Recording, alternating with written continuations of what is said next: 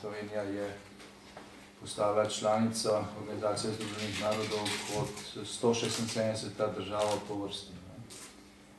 Potem, ko je izkoristila priložnost, ki se je ponudila po padcu Berlinskega zidu in ko je dokazala, da je, oziroma ko smo dokazali kot narod, da smo nekje na ravni zahtev, aktualnih zahtev zgodovine, verjetno prvič v znanje pa zapisani zgodovinski dobi.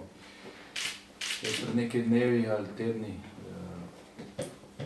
je slovensko časopis objavilo neko vabilo, potem pa tudi zapise z neke proslave tam v Kočevju, kjer je pisalo na tem vabilu, da so se tam postavljali temelji slovenske državnosti pred 70 leti. Zdaj, če bi se temelji slovenske državnosti postavljali pred 70 leti, potem bi verjetno Slovenija ustanovila članica Organizacije združenih narodov, ne pa 176. članica.